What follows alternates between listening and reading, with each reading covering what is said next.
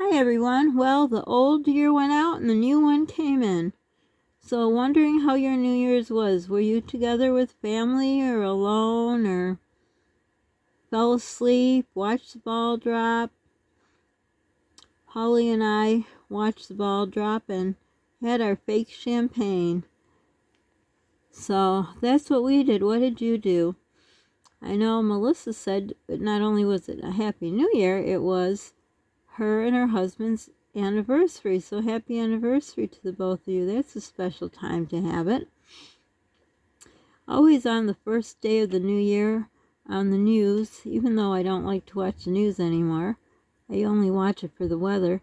I always like to hear who's the first baby of the new year. Do they announce that on your news? They do here, and it's always in the hospital. They're checking the stats from other hospitals. Well, apparently probably now because they keep saying everything's full, but I don't really know what the story is there. But how I know this is true, because when I was pregnant with Paulie and in and out of the hospital, seemed like more in than out, I remember being had to go in because I had preeclampsia on Christmas Eve day. My doctor called and he said, I hate to do this, but you got to go in because I had protein in my urine very high. And as I was going to the hospital in the elevator, who did I meet but Santa Claus? And I don't know if he started talking to me or if I did, and I says, oh, Santa, my wish is that I can be home for Christmas for my children. So he said he would work on that. So I was able to come home. They did some more testing. I was able to come home for Christmas. And then I don't remember. Oh, yeah, I think it was on my birthday the next day, because my boys had bought, well, they were going to pick up probably lobster tail and crab legs for me for my birthday. And I think it was that day the doctor called and said that I'm going to have to be in the hospital for the rest of my pregnancy. Paulie was due March 4th, I believe, sometime the first week of March. And I just couldn't believe that. Oh, it was horrifying. I'm thinking, what's going to happen? Who's going to watch the kids? So that was that. So that's when I was in there in the hospital. I remember, well, I was at home, wasn't at home on New Year's Eve, so I was calling home with the kids, talking to them, and so lonely. I was crying because the kids and I, when they were little, we used to do just a lot of stuff, made a lot of snacks for them, and it was a big to-do. So while I was there, I could hear the nurses in the hall, oh, what did this hospital have? What do they have? How many do they have waiting? Blah, blah, blah, and this and that. And so I knew the chatter that I heard about each hospital wanted to have the first baby of the new year. And there was a change of nurses. And a nurse came in and she says, how would you like to have the first baby of the new year? And I thought, wow, she must have not read my chart because I wasn't due till March. That just rubbed me the wrong way, let me tell you. I says, no, I'll pass on that one. So I don't know if they induce people or if they offer inductions to do that, but that would be pretty bad to induce a baby. Well, that early, that would be criminal.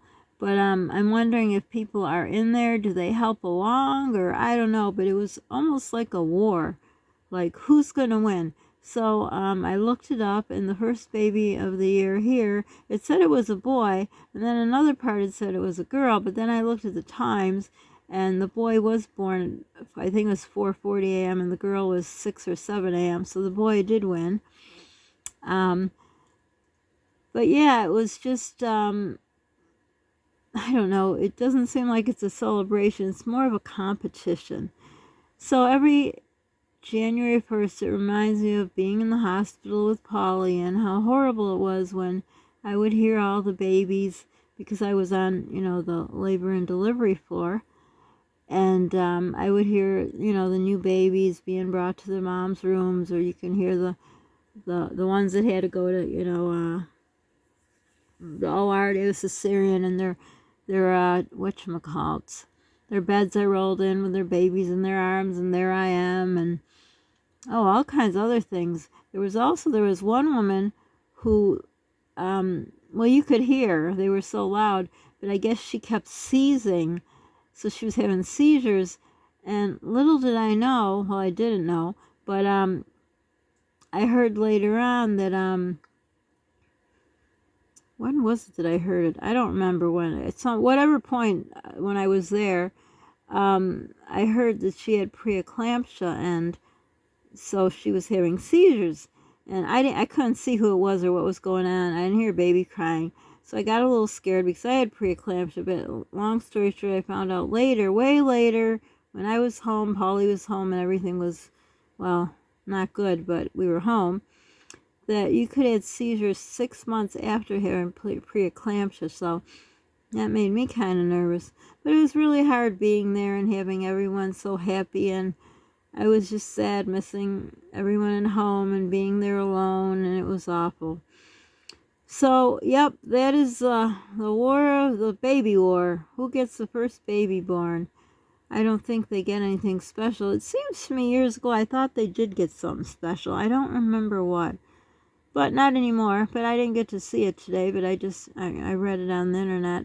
So, yeah, every year I have that reminder that, he was there, born too early. The doctor came in the next day. Not my doctor. They were all different doctors, and I was praying I did not have this one awful, awful doctor. She was the most horrifying doctor ever, ever.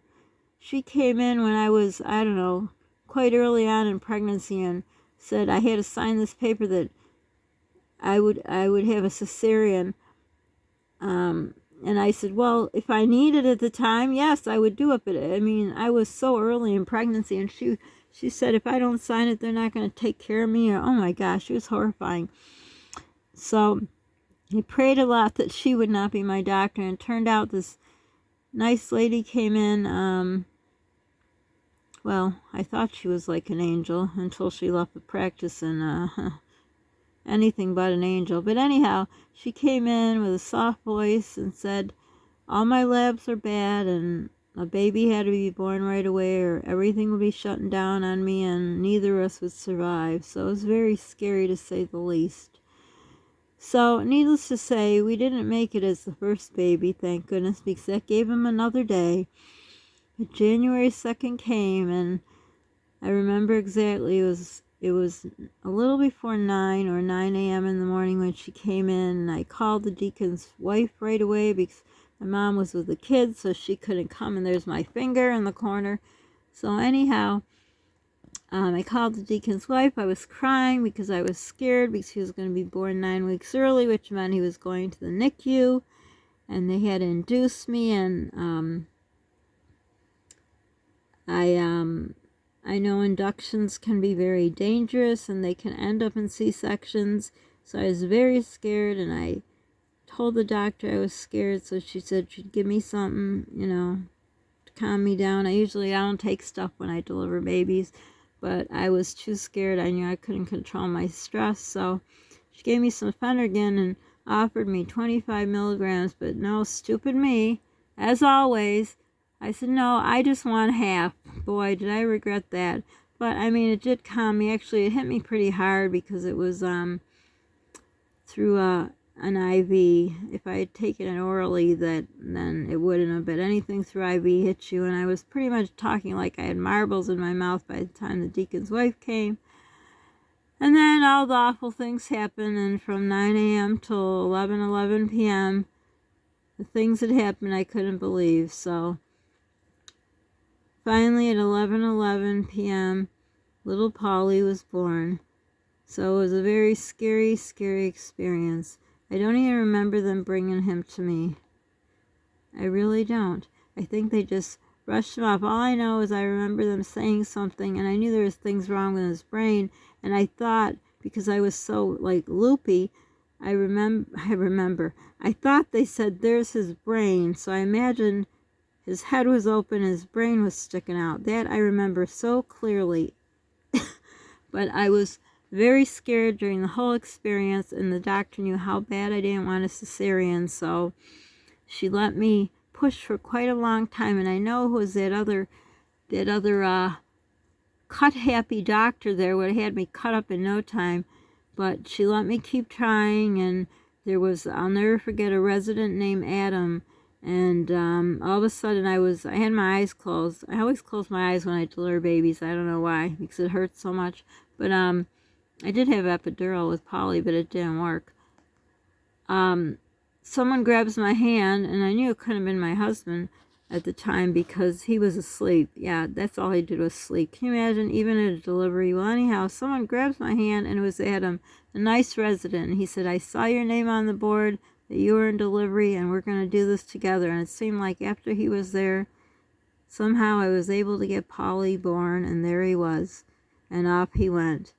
And I didn't get to see him till the next day. It was really a very awful, awful experience. I had never experienced that, and it was very sad. But like I said, January 1st always reminds me of his birthday because they bring up a baby. So that's the end of that story. I don't know where I'm going with that.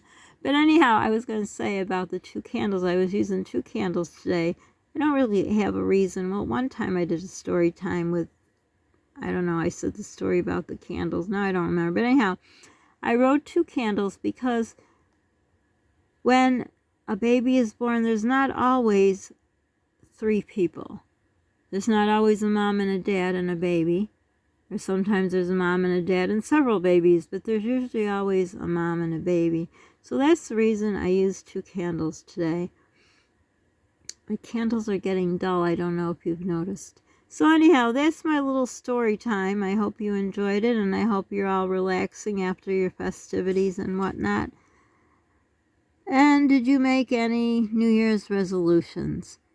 Let me know. Maybe I'll do a vlog on New Year's resolutions. I was going to do that, but now I already asked the question. Oh well, I'm still tired, as you can tell.